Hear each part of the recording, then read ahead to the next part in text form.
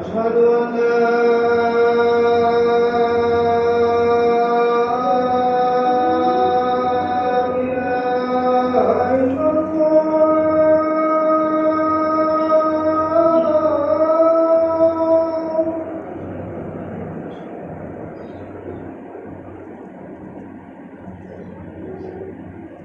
أشهد أن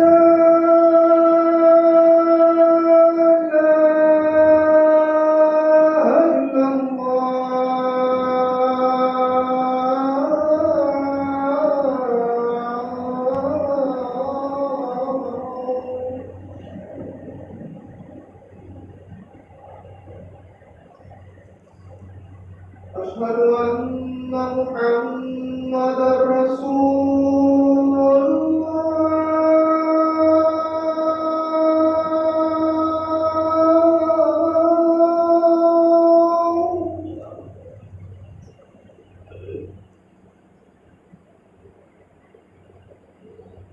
أشهد أن محمدًا رسول الله.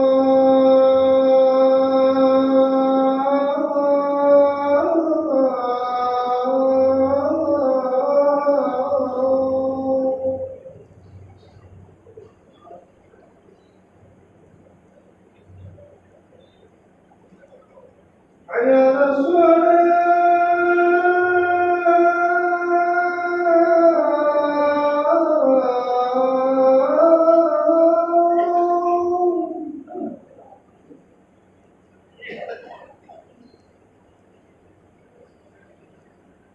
حي على الصلاة.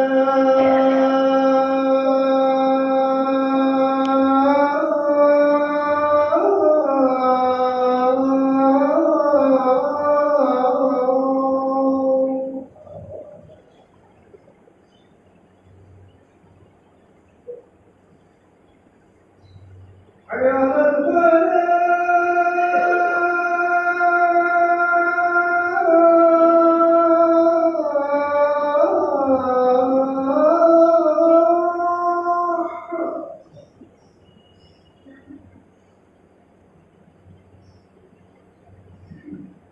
حي على الفلاح.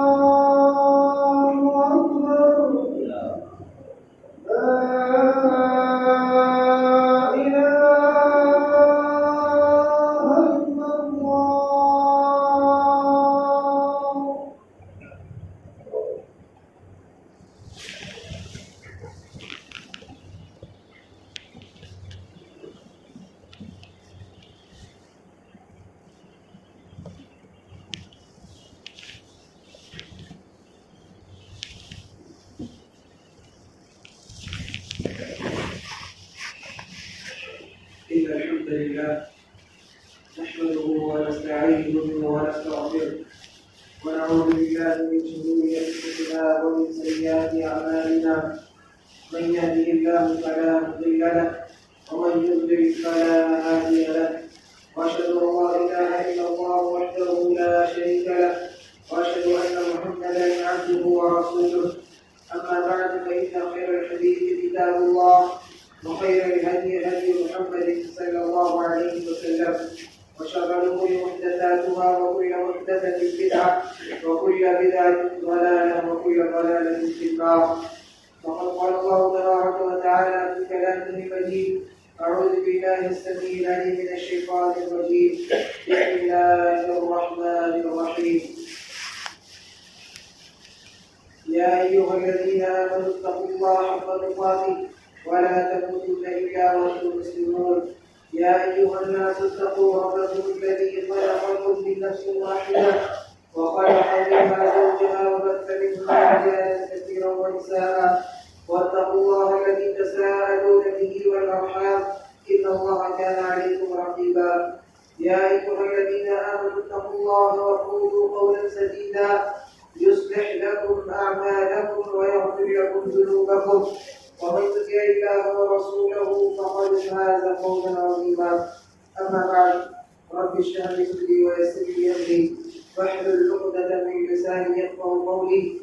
سبحانك لا علم لنا إلا ما علمتنا إنك أنت العليم الحكيم. اللهم صل على محمد وعلى آل محمد كما صليت على إبراهيم وعلى آل إبراهيم إنك حميد مجيد. اللهم بارك على محمد وعلى آل محمد كما باركت على إبراهيم وعلى آل إبراهيم إنك حميد مجيد. ہر قسم کی تعریف و توصیف کبریائی بڑائی اللہ رب العالمین کی طرف نگاہ ہے، اور درود و سلام رحمت برکت نازل ہو تمام انبیاء کرام پر، خصوصاً ہمارے آخری نبی احمد مصطفیٰ محمد مصطفیٰ صلی اللہ علیہ وسلم. گزشتہ جمعہ دین میں غلو کے تعلق سے کچھ باتیں آپ کے سامنے رکھی گئی. اس میں یہ بتایا گیا کہ دین میں غلو کرنا یعنی حد سے تجاوز کرنا یہ اسلام اور دین سے ایک مسلمان کو خارج کر دیتا ہے، نکال دیتا ہے. اور اس میں انبیاء کرام علیہ السلام کے تعلق سے ان کی شان میں غلو کرنا ہو یا انسان کے عقائد میں، عقیدہ میں، جو دل میں وہ اللہ اور اس کے رسول کے تعلق سے بات رکھتا ہے، ایمان رکھتا ہے، چاہے وہ اس کے تعلق سے غلو کرے یا جو بتایا گیا ہے اس سے زیادہ بڑھ کر کے ایمان رکھے. اور پھر عبادتوں میں ہاں فرائض ہو یا نوافل، اس میں بھی غلو کرنا اس کی حدود میں بتائی گئی. اور پھر اسی طریقے سے غلو کے جو نقصانات ہوتے ہیں اس کو بتایا گیا. اسی طریقے سے کچھ چیزیں اور ہیں جس میں لوگ عام طور پر غلو کرتے ہیں، حد سے آگے اور تجاوز کرتے ہیں، حد سے آگے بڑھتے ہیں. ان میں سے ایک یہ ہے کہ آدمی اپنے آپ پر ان سختی کرے، عبادت کے معاملے میں، دین کے معاملے میں اپنے آپ پر خوب زیادہ سختی کرے. یہ بھی اسلام میں دین میں غلو ہے، اور اس کا بھی انسان کو کوئی ثواب نہیں ملتا. اپنے آپ کے اوپر سختی کرنا، اس بارے میں ایک حدیث ہے. اللہ کے نبی صلی اللہ علیہ وسلم جمعہ کا خطبہ دے رہے تھے، اسی میں ایک آدمی کھڑے ہو کر کے خطبہ سن رہا کھڑے ہو کر کے خطبہ سن رہا تھا. اللہ کے نبی صلی اللہ علیہ وسلم نے اسے بیٹھنے کے لیے کہا. صحابہ کرام نے بتایا کہ یہ آدمی اپنے اوپر ایک نظر مانا ہے اور ایک منت مانی ہے کہ میں بیٹھوں گا نہیں، کھڑے رہوں گا، وَلْيَسْتَظِلَّ، اور میں دھوپ میں رہوں گا، ہوا میں نہیں آؤں گا. اور پھر اسی طریقے سے میں روزہ رکھوں گا، کھاؤ پیوں گا نہیں. تو اللہ کے نبی صلی اللہ علیہ وسلم نے حکم دیا، ضرور تم اس کو حکم دو کہ وہ دھوپ سے ہٹ کر کے چھاؤں میں آ جائے اور کھڑا نہ رہے بلکہ بیٹھ جائے. لیکن جو روزہ رکھی ہے اس نے روزہ، اس کے بارے میں جو مطلب مانی ہے وہ روزہ کو پورا کرے، روزہ کو کمپلیٹ کرے. لہٰذا معلوم یہ ہوا کہ آدمی اپنے اوپر کسی چیز کو تھوپے کہ میں ایسا ایسا کروں گا، یا نظر کے طور پر یا مدد کے طور پر میرا پورا کام ہو جائے گا تو میں ایسا کام کروں گا، اور وہ کام اس کے بس میں نہیں ہے، اس کی طاقت میں نہیں ہے، یا پھر اس کی طاقت میں ہے تو وہ انسان کو کمزور کر دینے والی، نقصان پہنچانے والی اور تکلیف والی ہے، اور ایسی کوئی چیز اسلام نے آپ کے اوپر نہیں تھوپا کہ تم ایسا ایسا کرو، اور وہ آدمی خود اپنے آپ پر کچھ چیزوں کو تھوپ لے اور نظر مانگے اپنی طرف سے، لہٰذا یہ بھی کیا ہے، دین میں غلو ہے، دین کے معاملے میں حد سے آگے بڑھ جانا ہے، لہٰذا آدمی نظر مانگے لیکن اسی چیز کا جس کے بارے میں اللہ کے نبی صلی اللہ علیہ وسلم نے کیا ہے، اور اتنا ہی مانے جتنا وہ کر سکتا ہے، اتنا ہی وہ مانے جتنا وہ کر سکتا ہے۔ ہم لوگ عام طور پر جو ہم لوگ اپنا ایک روٹین بناتے ہیں یا کوئی ٹارگیٹ یا کوئی مقصد ہم انتخاب کرتے ہیں کہ ہم کو فلاں دن میں فلاں چیزیں ہم کو حاصل کرنا ہے، اس کو پانا ہے، اب آدمی جب شیڈول بناتا ہے تو اس میں اس بات کو وہ دھیان رکھتا ہے کہ جو کام میں کر رہا ہوں اس کام کو اتنا وقت درکار ہے، اتنے وقت میں اتنا کام ہو جائے گا، یہ تمام چیزوں کو دیکھتا ہے۔ میں دن بھر میں اس کام کے لیے کتنا وقت نکال سکتا ہوں اس کو بھی دیکھتا ہے، کیا وہ کام واقعی اتنے دن میں کیا جا سکتا ہے، ایک انسانی نیچر کے حساب سے، طبیعت کے حساب سے، ان تمام چیزوں کو دیکھ کر آدمی کچھ چیزوں کو سیکھنے کے لیے کچھ دن یا کچھ مہینے یا کچھ ہفتے مقرر کرتا ہے۔ ٹھیک اسی طریقے سے دین میں، شریعت میں اللہ رب العالمین نے اور اللہ کے رسول صلی اللہ علیہ وسلم نے کچھ چیزیں آپ کو متعین چیزیں بتائی ہیں انسان کی طبیعت کے مطابق کہ انسان یہ چیزوں کو نظر مانگ سکتا ہے، یہ کام وہ کر سکتا ہے، لہٰذا اس کے لیے یہ چیزیں رکھی جائیں۔ اب اس سے آگے بڑھ کر کے اپنی طرف سے کوئی انسان اگر نظر مانگتا ہے تو کیا ہے، پھر حد سے آگے چلا گیا، غلو کر گیا، اور غلو انسان کے دل کو خراب کرتا ہے، بناتا ہے۔ تو اپنے اوپر سختی نہ کرنا، کسی چیز کو اپنے اوپر نہ تھوپنا، نہ ڈالنا۔ اسی طریقے سے دین کے غلو میں ایک چیزیں آتی ہیں، بیجا سوالات کرنا، بیجا سوالات کرنا، اس سوال کا کوئی فائدہ نہ ہو۔ اللہ کے نبی صلی اللہ علیہ وسلم حج کے موقع پہ صحابہ کرام کو حکم دیے کہ اے لوگوں، خذوا عنی مناسککم، حج کے ارکان جتنے بھی ہیں وہ سیکھ لو، اور فرمایا فحجوا، تمہارے اوپر کیا ہے، طاقت ہو، استطاعت ہو تو تم لوگ حج کرو۔ وہاں سے ایک آدمی، ایک شخص کھڑے ہو کر سوال کرتا ہے، اللہ کے نبی صلی اللہ علیہ وسلم کیا ہم ہر سال حج کریں؟ اللہ کے نبی صلی اللہ علیہ وسلم نے فرمایا کہ تم حج کرو، اتنا تھا۔ اور اس میں ایک سوال اور کیا گیا، کیا اللہ کے نبی ہم ہر سال حج کریں؟ ہر سال؟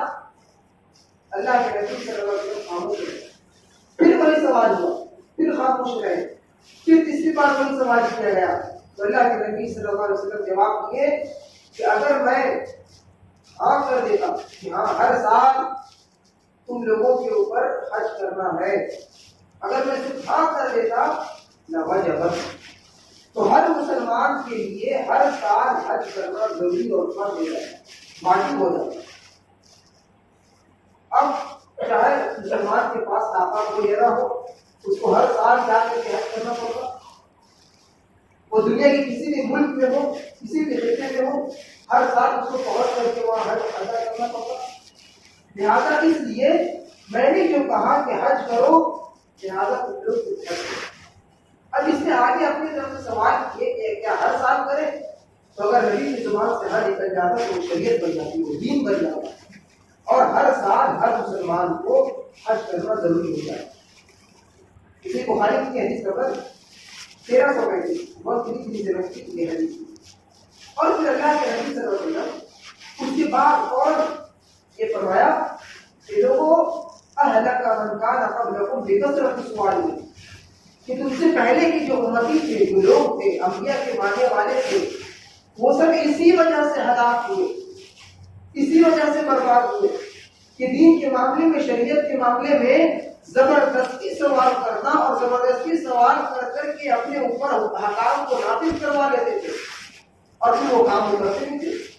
خوب سوال کیا ایسا کر سکتے ہیں کیا، ایسا کرنا چاہیے کہ نہیں کرنا چاہیے، ایسا ہو کیا کرے، ایسا ہو تو کیا کرے. لہٰذا سوالات کے ذریعے سے وہ اپنے اوپر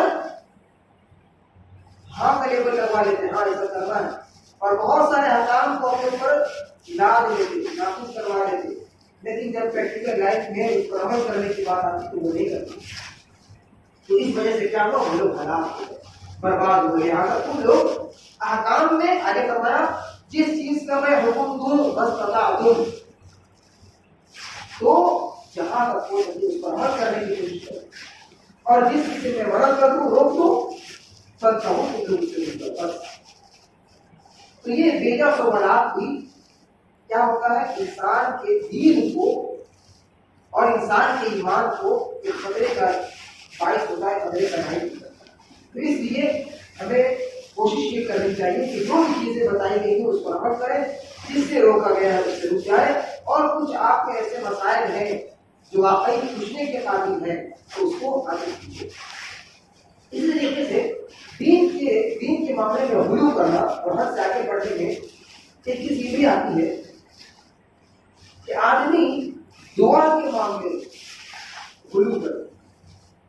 کیونکہ اللہ کے نبی صلی اللہ علیہ وسلم نے پیشن گوئی کی سَيَكُونُ فِي هَذِهِ الْأُمَّةِ قَوْمٌ يَعْتَدُّونَ فِي الطُّهُورِ وَالدُّعَاءِ. اللہ کے نبی صلی اللہ علیہ وسلم نے فرمایا کہ میری امت میں قریب کچھ لوگ ایسے بھی ہوں گے جو طہارت میں، پاکی اور صفائی کے معاملے میں اور دعا کے معاملے میں خوب زیادہ غلو کریں گے، خوب زیادہ غلو کریں گے، آگے بڑھ چڑھ کر کے اپنے سوچ اور سمجھ کے حساب سے خوب زیادہ آگے بڑھیں گے. لہٰذا تم لوگ ایسا نہ کریں. اور اس کی مثالیں بھی دوسری حدیث کی کتابوں میں ہے. ایک صحابی ہے، وہ دعا کر رہے ہیں اپنے الفاظ میں اور کہتے ہیں اللہم انی اسألک، اے اللہ میں تجھ سے سوال کرتا ہوں، القصر الابیض عن یمینی یا علی یمینی اذا دخلتها. اے اللہ میں تجھ سے ایک وائٹ ایک سفید محل کا سوال کرتا ہوں، ایک ایسا محل جو سفید ہو اور پھر وہ محل میرے داہنے سائڈ میں ہو، میرے داہنے طرف ہو. الجنت اذا دخلتها، جب کہ میں جنت میں داخل ہوں، یعنی کہ میں جب جنت میں داخل ہوں تو میرے داہنے سائڈ میں ایک وائٹ محل چاہیے، سفید محل چاہیے. تو اللہ کے نبی صلی اللہ علیہ وسلم سنے اور دوسرے صحابہ کرام نے کہا کہ اللہ رب العالمین سے صرف جنت مانگو. اللہم انی اسألک الجنہ وتعوذ من النار، اور جہنم سے پناہ مانگو. اگر تم جنت میں داخل ہو گئے، جہنم سے بچ گئے، اب وہاں جو بھی خیال، جو بھی تم سوچو گے، جو بھی تم چاہو گے وہ تمہیں اور مل جائے گی. لہٰذا پہلے سے کنڈیشن کے ساتھ دعا کرنا کہ اللہ میں جب جنت میں داخل ہوں کہ میرے دائیں سائڈ میں وائٹ محل ہو، خوبصورت محل ہو، یہ تمام چیزیں آپ کو وہاں پر سوچنے کو مل جائے گی. تو یہ دعا میں کنڈیشن لگا کر کے اور حد سے آگے بڑھ کر کے دعا کرنا، اس سے بھی اللہ کے نبی صلی اللہ علیہ وسلم نے منع کیا ہے. اور صحابہ کرام کا یہ معمول تھا، اور یہ اللہ کے نبی صلی اللہ علیہ وسلم کی سنت ہے کہ جب اوپر کے حصے میں چڑھتے تو اللہ اکبر کہتے، اور جب نیچے کے حصے میں آتے تو سبحان اللہ کہتے. تو کسی وادی میں اللہ کے نبی صلی اللہ علیہ وسلم صحابہ کرام کے ساتھ کسی وادی میں، کسی علاقے میں داخل ہوئے گئے تو صحابہ کرام زور زور سے بلند آواز سے اللہ اکبر اللہ اکبر کی صدائیں لگانے لگے. اللہ کے نبی صلی اللہ علیہ وسلم نے معروفہ اور کہا اربعوا علی انفسکم، اے لوگوں اپنے اوپر ترس کھاؤ کہ تم لوگ ایسے کو نہیں پکار رہے ہو، یا ایسے کا ذکر نہیں کر رہے ہو جو نہ سنتا ہو، بلکہ تم لوگ ایسے پکار رہے ہو، ایسے رب کو پکار رہے ہو، اور وہ اللہ ایسا ہے کہ جو تمہارے قریب بھی ہے، تمہارے ساتھ بھی ہے، اور تمہاری دعاؤں کو سنتا بھی ہے. لہٰذا دھیمی اور آواز میں کیا کرو تم اللہ رب العالمین کا ذکر کرو اور اللہ رب العالمین کو یاد کرو اور جو بھی بتائی گئی ہے اذکار اس کو کرو. اسی طرح دعا میں جب آدمی ہاتھ اٹھا کر دعا کرے تو اس میں بھی خوب زیادہ زور سے چیخ کر کے آواز کے ساتھ نہ دعا کرے، کیونکہ اس کے تو برے اثرات ہو سکتے ہیں. سب سے پہلی چیز تو یہ ہوگی کہ جو آدمی آزو بازو نماز پڑھ رہا ہو یا مسجد میں کچھ لوگ ہو تو وہاں ان کو تکلیف ہوگی. دوسری چیز، آدمی کے اندر ایک ریاکاری کا مادہ پیدا ہو سکتا ہے، ایک دکھاوے کا مادہ پیدا ہو سکتا ہے. اس لیے آدمی اگر تیرے تنہا اکیلے میں دعا کر رہا ہے یا نماز پڑھ رہا ہے تو اس میں روئے، آنسو بہائے، رونے کی آواز بھی آ سکتی ہے. یہ تمام چیزیں ہوں، لیکن دعا کے جو الفاظ ہیں جو اللہ تعالیٰ سے مانگ رہا ہے وہ اللہ اور اس کے اللہ رب العالمین کے اور اس کے درمیان یہ بات نہیں کرتی. تو یہ بھی دعا کرنے کے لیے ہے اور ایک طریقہ. دعا میں غلو کے بعد عام طور پر یہ چیز پیدا ہوتی ہے کہ طہارت پاکی اور صفائی کے معاملے میں بھی لوگ شک شبہ میں پڑھتے ہیں اور خوب زیادہ غلو کرتے ہیں. اور یہ وسوسہ ہوتا ہے شیطان کی طرف سے کہ جو اس کی نماز کو ڈیلے کرواتا ہے، تاخیر کرواتا ہے کہ نماز دیر سے پڑھے یا پھر جماعت سے دور کرواتا ہے کہ اس کو جماعت کسی طرح سے نہ مل پائے. اب آدمی استنجا کے لیے بیٹھا، استنجا کیا، اس کو شک ہوئی کہ میں نے صحیح سے دھویا یا نہیں، صاف کیا یا نہ کیا. پھر وضو کرانے بیٹھا، وضو کرانے میں اسے شک کہ میں بسم اللہ پڑھا کہ نہیں پڑھا. اور بسم اللہ پڑھنے کے بعد اگر آدمی زور سے بسم اللہ ہی پڑھتا ہے پھر ہاتھ دھونے میں اس کو شک ہوا کہ میں 2 بار دھویا کہ 3 بار دھویا، اسی چکر میں وہ 5 بار دھو لیتا ہے. جبکہ حکم کتنا ہے بتایا گیا کہ 3 مرتبہ آدمی زیادہ سے زیادہ 3 مرتبہ کیا کرے، ہاتھ اور دھو دے. کم سے کم 1 مرتبہ پانی کے قلت کو 2 مرتبہ بھی ہو سکتا ہے اور پھر خوب سے خوب زیادہ 3 مرتبہ. لیکن آدمی طہارت اور پاکی کے مسئلے میں اپنے شک شبہ اور وسوسے کی بنیاد پہ وہ 4 سے 5 بار اور 6 مرتبہ یہاں دھو لیتا ہے. لہٰذا اس کے ایک وضو قابل قبول نہیں، درست نہیں ہے، صحیح نہیں ہے، کیونکہ یہ کیا ہے حد سے آگے. تو پاکی اور طہارت کے معاملے میں اور دعا کے معاملے میں بھی انسان غلو نہ کرے.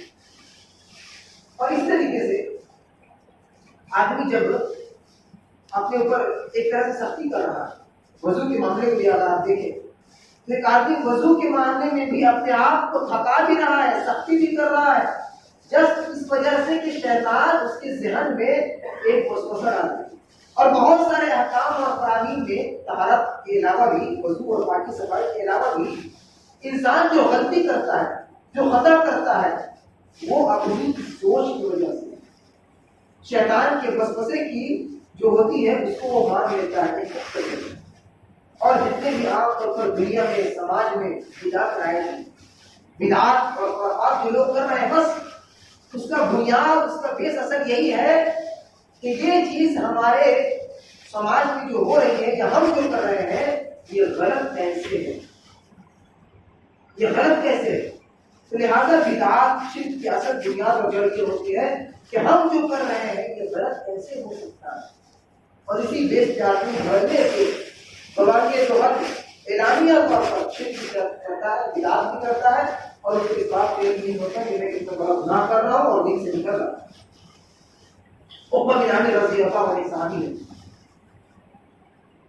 ان کی بہن، انہوں نے نظر ماری ان کی بہن نے کہ میں حج کرنے جاؤں گی لیکن میں سواری نہیں کروں گی، پیدل حج کرنے جاؤں گی.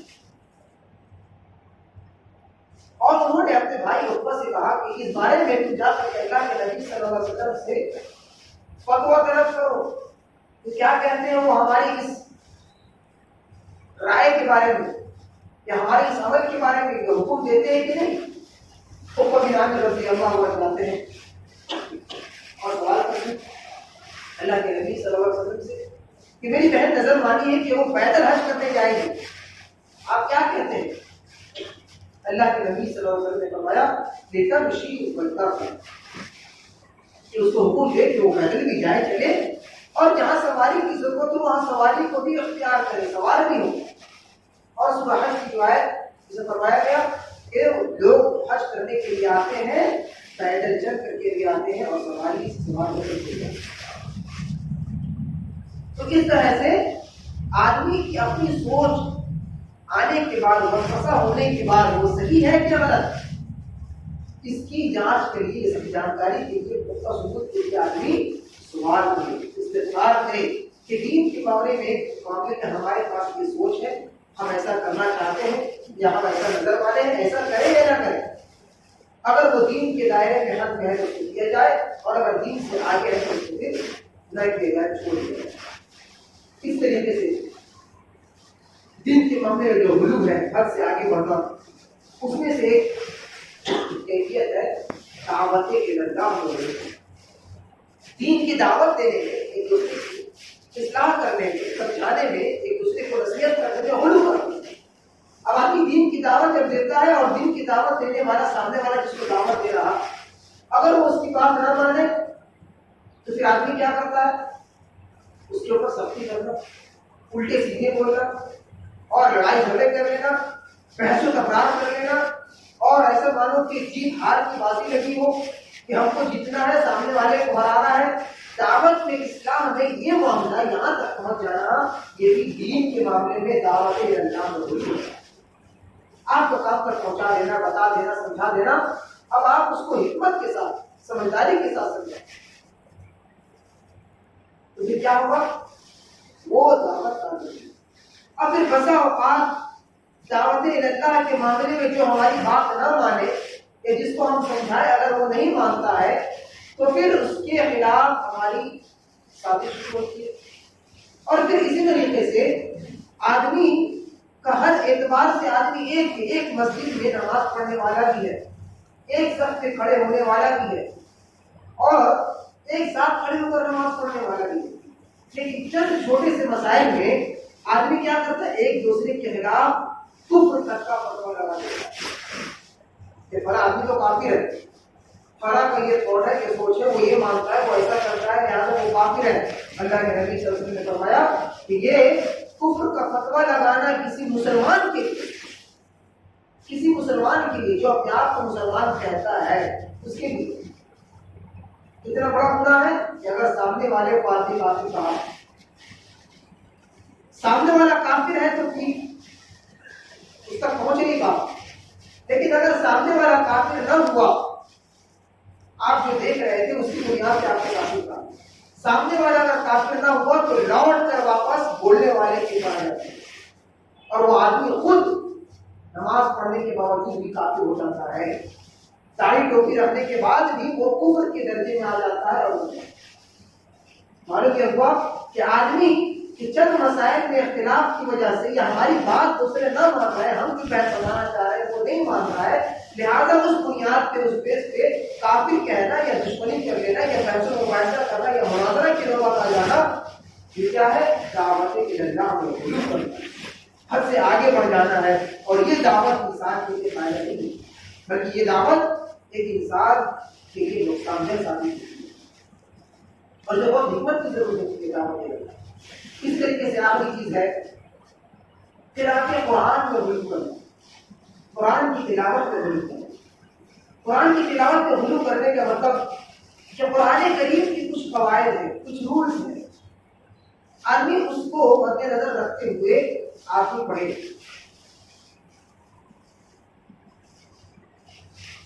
مدہ کھینچنے کا جتنا ہے 2 الف 3 الف، آدمی اس کو ٹان کر پڑھنے کے لیے نارمل پڑھتا ہے، لیکن اس کو ٹان کر پڑھنے کے لیے 3-4 الف کو 5 الف تک کھینچ کے پڑھ دے۔ مدہ کرنے کا وہاں اتنا تھا، اس نے زیادہ کیا، وہاں اخفا کرنے کا تھا، وہاں پر اس نے اخفا نہیں کیا بلکہ کچھ اور اپنی طرف سے بولنا کر رہا ہے۔ یعنی قرآن کی جو احکام ہے، جو اصول ہیں پڑھنے کے، اس سے اگر آدمی خود سے آگے بڑھ کر کے تجاوز کرے اور اتنا زیادہ ٹان کر نگاہ کر کے پڑھے کہ اس کا قاعدہ بدل جائے، اس کی مخارج بدل جائے، اس کی صفات بدل جائے، یہ کیا ہے؟ قرآن کے کریم کی تلاوت کو غلو کرنا ہے۔ میں پھر آدمی اپنی رفت کرے تو اتنی زیادہ لمبا کھینچے، جیسے کہ ہم لوگ پورا ہوتے ہیں جو تقریر کے اور اسپیچ کے دوران بھی جو قرأت کرتے ہیں عام طور پر خوب زیادہ لمبی قرأت کر سکتے ہیں، لیکن خوب زیادہ لمبی کرنا یہ کیا ہے؟ قرأت نہیں کرنا۔ اور پھر قرأت کے غلو میں دوسری چیز یہ ہے کہ آدمی قرآن کریم کو پڑھنے میں ریاکاری کرے، دکھاوا کرے، کسی کو دکھانے، کسی کو بتانے یا کسی کو سمجھانے کے لیے اپنی آواز کو خوب زیادہ اچھی بنائے اور اتنا اچھا بنائے کہ وہ معلوم ہو جائے کہ یہ آدمی اپنے آواز کو بنا رہا ہے، یہ بناوٹی ہے، نکل رہی ہے۔ تو اس اعتبار سے کیا ہوتا ہے؟ یہ ریاکاری میں اور دکھاوے میں شامل ہوتا ہے، جو کہ یہ بھی قرآن کے پڑھنے کا غلو ہے، حد سے آگے۔ لیکن اگر آپ پڑھ رہے ہیں، کوئی آپ کو دیکھا، کوئی سنا اور آپ کے دل میں ایک ریاکاری پیدا نہیں ہوئی، بلکہ آپ دل میں یہ سوچ لیں کہ ہم اللہ کے لیے ہی پڑھ رہے ہیں، لوگ ہمیں دیکھ رہے ہوں یا سن رہے ہوں، یہ ان کا مسئلہ ہے، لیکن میں جو پڑھ رہا ہوں میں اللہ کے لیے پڑھ رہا ہوں، کسی کو دکھانے کے لیے نہیں پڑھ رہا ہوں، اگر یہ نیت آپ دل میں کر لیتے ہیں تو پھر آپ ریاکاری سے پاک ہے، دکھاوے سے پاک ہے، پھر آپ کو اس کا گناہ نہیں ہے۔ تو لہٰذا یہ چند باتیں تھیں دین کے غلو کے تعلق سے کہ آدمی کہاں کہاں عام طور پر دین کے معاملے میں غلو کرتا ہے، حد سے آگے بڑھتا ہے، اور دین میں آگے بڑھنے کی وجہ سے انسان اپنے دین کو برباد کر دیتا ہے، اپنے دین کو خراب کر دیتا ہے۔ اور اللہ کے نبی صلی اللہ علیہ وسلم نے فرمایا کہ صنفان من امتی، میری امت سے دو قسم کے لوگ ہوں گے جن کی سفارش قیامت میں نہیں ہوگی، جن کی سفارش نہیں کی جائے گی۔ پہلا امام ظالم، ایسا حاکم جو ظالم ہے، ایسا حکمراں، ایسا حاکم جو ظالم ہو، اپنے رعایا پر ظلم کرتا ہو، وہ غالب، اور دوسرا جو دین کے معاملے میں غلو کرنے والا، دین کے معاملے میں حد سے آگے بڑھنے والا ہو۔ لہٰذا ایسے لوگوں کی بھی قیامت کے دن سفارش نہیں کی جائے گی۔ لہٰذا ایسے باتیں میں غلو کے تعلق سے اللہ تعالیٰ سے دعا ہے کہ اللہ تعالیٰ نے میرے ایمان پر رکھے اور خاتمہ ہو، ایمان پر خاتمہ ہو، اور دین کی جو حد بتائے گئے ہیں اس کی حد میں رہ کر کے اللہ تعالیٰ ہمیں عبادت کرنے کی توفیق عطا فرمائے، اور غلو سے رب العالمین ہم لوگوں کی حفاظت فرمائے، اور غلو کے علاوہ جو بھی برائیاں ہیں اور جو بھی شرک اور بدعات کے تعلق سے دین کو برباد کرنے والے اعمال ہیں، اللہ تعالیٰ سے ہمیں بچائے رکھے، محفوظ رکھے۔ آمین۔ اقول قولی هذا واستغفر الله لي ولكم ولسائر المسلمين فاستغفروه من كل ذنب انه هو الغفور الرحيم۔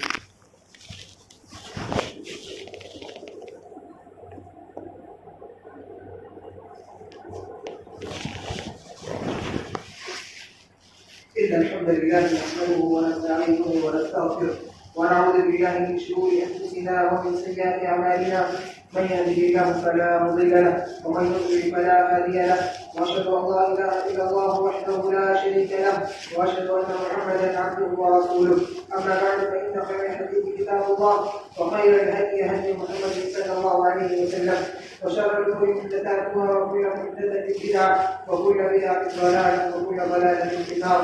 فقد قال الله تبارك وتعالى في كلامه المجيد: أعوذ بالله السميع العليم من الشيطان الرجيم، بسم الله الرحمن الرحيم، إن الله وملائكته يصلون على النبي يا أيها الذين آمنوا صلوا عليه وسلموا تسليما، اللهم صل على محمد وعلى آل محمد كما صليت على إبراهيم وعلى آل إبراهيم إنك حميد مجيد، اللهم بارك على محمد وعلى آل محمد كما باركت على إبراهيم وعلى آل إبراهيم إنك حميد مجيد۔ عباد الله رحمني ورحمكم الله، إن الله يأمر بالعدل والإحسان وإيتاء ذي القربى وينهى عن الفحشاء والمنكر والبغي يعظكم لعلكم تذكرون، اذكروا الله يذكركم وادعوه يستجب لكم ولذكر الله أكبر والله أكبر۔